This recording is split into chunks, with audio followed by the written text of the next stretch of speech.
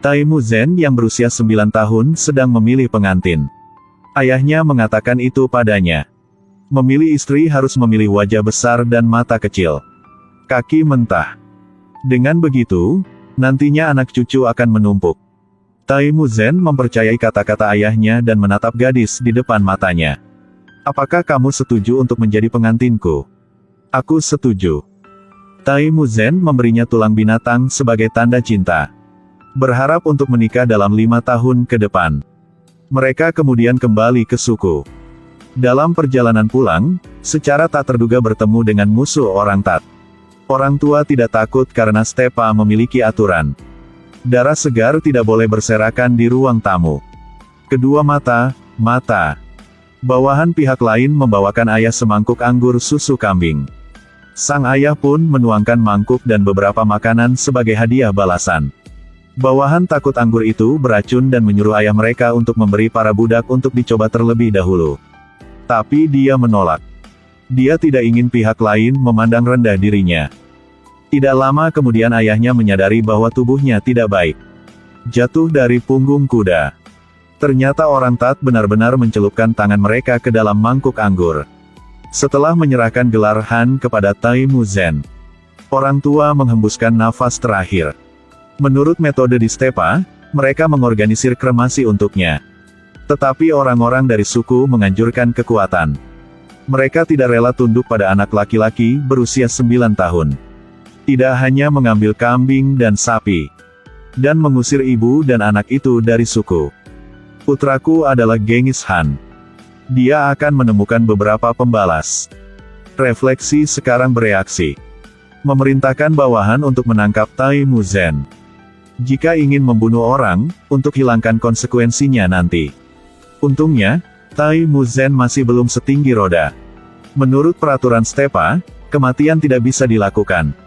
Pengkhianat hanya bisa membiarkannya pergi. Juga mengatakan bahwa menunggu musim dingin akan membunuhnya. Ibu menyuruh Tai Muzhen untuk menuliskan gambar para pengkhianat. Di masa depan, harus membayar dengan darahnya. Musim dingin telah tiba dengan sangat cepat. Ibu sudah menyiapkan semua barang bawaan untuk Tai Muzhen. Katakan padanya untuk pergi ke utara ke Gunung Suci Stepa. Di sana, dia bisa meminta perlindungan malaikat. Tapi sayangnya es di bawah kakinya tiba-tiba retak. Tai Muzhen jatuh ke dalam gletser. Untungnya, Zhao He datang untuk menyelamatkan nyawanya. Mereka berdua seumuran, mereka saling membenci karena tidak mengenal satu sama lain lebih awal. Jadi mereka memotong darah dan bersumpah untuk menjadi saudara angkat. Dua anak laki-laki muda dan belum dewasa nantinya akan menjadi penguasa Stepa. Namun kedamaian tidak berlangsung lama, musuh datang. Zhao He menyuruhnya bergegas dan melarikan diri. Tapi Tai Muzhen masih terlalu muda untuk menguasai menunggang kuda. Dengan sangat cepat, dia ditangkap oleh musuh dan dibawa kembali ke sukunya. Pria yang bersiap untuk membunuh Tai Muzhen. Tapi Stepa punya aturan. Anak yang tidak setinggi roda tidak bisa dieksekusi. Itu sebabnya mereka meninggalkan dia dalam perawatan suku. Tunggu sampai dia setinggi roda lalu bunuh dia. Tetua suku mau tidak mau diam-diam memberinya semangkuk sup daging kambing. Di dalam hatinya, Tai Muzhen adalah Han yang sebenarnya. Hari itu, hujan turun dengan deras. Tai Muzhen dengan cepat lari sementara semua orang menghindari hujan. Bocah itu dengan panik berlari menuju Gunung Suci. Tanpa tempat untuk pergi, bocah itu hanya bisa meminta perlindungan malaikat sekarang. Pada saat ini serigala peri tiba-tiba muncul. Keajaiban telah muncul. Borgol di lehernya tiba-tiba terbuka. 10 tahun telah berlalu dalam sekejap mata, Tai Muzhen juga telah dewasa. Pengejaran musuh belum berhenti. Suatu hari, Tai Muzhen kembali tertangkap oleh mereka. Lawan mengikatnya ke kuncir kuda. Seret dia seperti binatang kembali ke klan. Menara Harhutai kini telah menggantikannya. Menjadi Han dari suku. Kali ini kami memutuskan untuk perlahan menyiksa Tai Muzhen sampai mati. Orang tua yang muncul 10 tahun lalu membawakannya makanan. Tai Muzhen memberitahunya. Jika suatu hari dia bisa melarikan diri hidup-hidup, dia akan memaafkan semua orang di suku itu.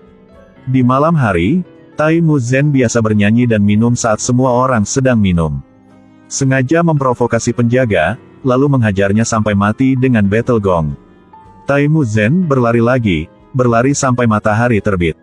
Di tengah jalan dia melihat seorang pria sedang menggiring kuda. Tai Mu Zhen mengira dia akan ditangkap lagi. Tapi pihak lain mengenalinya. Tidak hanya membantunya membuka belenggu. Dan biarkan dia menunggang kudanya dan melarikan diri. Tai Mu Zhen berlari tanpa henti ke suku mempelai wanita. 10 tahun telah berlalu, dia sekarang menjadi wanita muda yang cantik. Dia selalu menepati janjinya untuk menunggu kembalinya Tai Mu Zhen. Master musik juga tidak membenci penampilan jorok Tai Mu Zhen. Juga memberikan kostum kulit cerpelai sebagai mas kawin. Tai Mu Zhen membawa istrinya ke tempat ibunya. Setelah berpisah selama bertahun-tahun, keluarga mereka akhirnya bersatu kembali. Namun kegembiraan itu tidak berlangsung lama, tiba-tiba muncul suku saingan Merkit. Tidak hanya membakar rumah mereka. Mereka mau merampok istri Tai Mu Zhen juga. Tai Mu Zhen membawa istrinya melarikan diri sepanjang malam. Pasangan itu baru saja bangun. Menemukan bahwa orang lain mengejar di sini. Mereka dengan cepat naik ke tubuh mereka dan terbang menjauh. Saat melarikan diri, sayangnya Tai Mu Zhen terkena panah. Melihat jenderalku terluka, Br Tai membuat keputusan. Kembalilah ke rumah. Tai Mu Zhen terluka parah dan dibawa pulang dengan kuda. Br Tai ditangkap oleh pupuk dan dibawa kembali ke suku. Tai Mu Zhen, setelah lukanya sembuh, pergi ke Zamu He. Berdoa baginya untuk pergi keluar dan menyelamatkan istrinya. Tapi ditolak. Karena bangsa Mongol tidak akan berperang untuk wanita. Di bawah kesungguhan Tai Mu Zhen, Zamu He akhirnya setuju untuk meninggalkan ketentaraan. Tapi harus menunggu 1 tahun lagi. Setahun kemudian, Zamu He memenuhi perjanjian tersebut. Bawa pasukan ke Kam Merkit. Setelah bebatuan, keluarga Merkit tiba-tiba bergegas keluar untuk melawan Wall. Zamu He hampir mati ditikam oleh pihak lain. Di saat kritis, Tai Mu Zhen segera merespons. Zamu He langsung membalas. Tai Mu Zhen mengenakan topeng musuh dan masuk ke barak mereka. Setelah membunuh semua penjaga, akhirnya menemukan Br Tai. Tapi istrinya sekarang mengandung anak musuh dan tanggal jatuh tempo sudah dekat. Tapi Tai Mu Zhen tidak keberatan. Mengatakan bahwa selama dia lahir, mereka semua adalah anak-anaknya. Mengalami pertempuran ini, Zamu He sangat menghargai keberanian dan kelicikan Tai Mu Zhen. Semoga dia bisa tetap menjadi tangan kananku. Tai Mu Zhen berkata dia terbiasa menjadi bosnya sendiri. Sejak hari itu pula, hubungan keduanya mulai berubah. Ketidaksepakatan mereka tidak berhenti di situ. Adapun rampasan yang didapat, Zamu He menyimpan semuanya. Adapun Tai Mu Zhen, seluruh divisi untuk saudara-saudara berpartisipasi dalam perang. Jangan lupa untuk memberikan sebagian kepada keluarga mereka yang tewas dalam pertempuran. Perbuatannya memenangkan hati para prajurit. Keesokan harinya ketika dia pergi, semua bawahan Zamu He mengikutinya. Zamu He langsung mengejar setelah mengetahui apa yang terjadi. Bawahanku sekarang telah mengikuti kamu. Bagaimana menurutmu, saudara? Bangsa Mongol memiliki hak untuk memilih tuannya. Melihat situasi seperti ini, Zamu He hanya bisa melepaskannya. Hal yang membuat kedua bersaudara ini resmi putus adalah karena kejadian yang terjadi kemudian.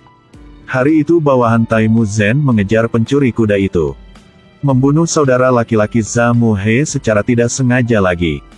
Seorang prajurit pemberani memutuskan untuk secara sukarela menyerahkan kepalanya. Tapi Tai Mu Zhen tidak tega menyerahkannya. Dia tahu bahwa Zamu He pasti tidak akan melepaskannya. Segera suruh semua orang pergi. Benar saja, Zamu He dengan cepat memimpin suku tersebut untuk membalas dendam. Tai Mu Zhen membiarkan para prajurit yang melindungi keluarganya duluan. Sedangkan dia memimpin sebagian tentara untuk tetap tinggal.